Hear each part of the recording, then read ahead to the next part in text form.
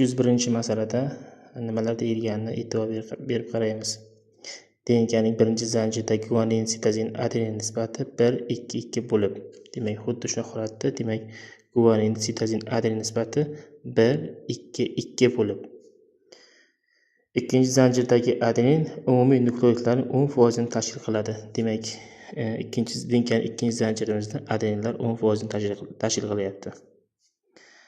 DNKning ikkinchi zanjirida 299 ta fosfat efir bog'lari bo'lsa, demak, ikkinchi zanjirda 299 ta fosfat efir bog'lari bo'lyapti.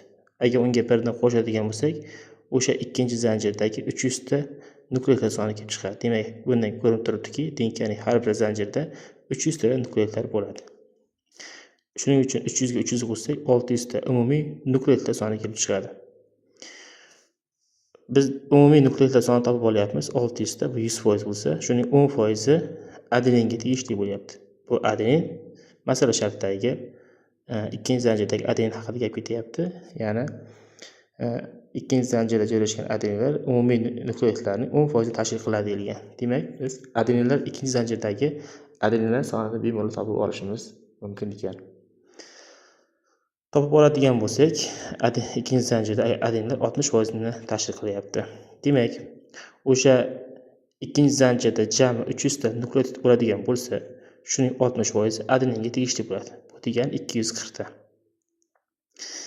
Demak, 240 ta adenin bo'ladigan bo'lsa, mana bu yerda 240 ta adenin bo'ladigan bo'lsa, uning qarama-qarshi tomonida timin nukleotid ham bo'ladi.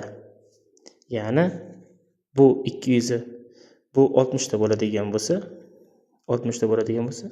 bu ham 60 ta bo'lyapti.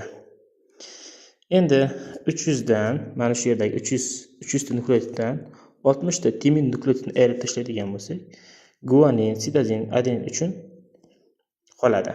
Qancha qolyapti? 240 ta. Demak, nisbatlarni qo'shib chiqadigan bo'lsak, 5 nisbat. Bizda 5 ta emas, balki 240 bo'lyapti. 240 ta nisbatlarga bo'ladigan bo'lsak, 240 ning 5 dan 1 qismi 48 bo'ladi. 240 ning 5 dan 2 qismi esa 96 bo'ladi. Demak, DNKning birinchi zanjirida 48 ta guanin, 96 ta sitozin, 96 ta adenin va 60 ta timin nukleotidlari bor ekan. Endi bizda ushbu DNKdagi umumiy nukleotidlar sonini topishimiz kerak bo'lyapti. 48 ni 3 ga ko'paytirsak, 144. Nima uchun 3 ga ko'paytirilyapti? Chunki guanin, sitozin juftligining o'rtasida 3 ta vodorod bog' bo'lyapti. Demak, mana bu yerdagi guanin va sitozin o'rtasidagi vodorod bog'lar sonini ko'paytiryapmiz 3 ta. 96 ni 3 ga ko'paytirsak 288, 96 ni 2 ga ko'paytirsak adenin bilan timin o'rtasidagi vodorod bog' 192, 62 ga ko'paytirsak timin va adenin o'rtasidagi vodorod bog' kelib chiqyapti. Jami qo'shadigan bo'lsak, vodorod bog'lar soni 744 ta bo'lar ekan. Javob varianti A javob varianti bo'lyapti. Demak, umumiy holatda buning yechimi mana shunaqa bo'ladi. Bemalol ko'rib olib xulosa qilishingiz mumkin.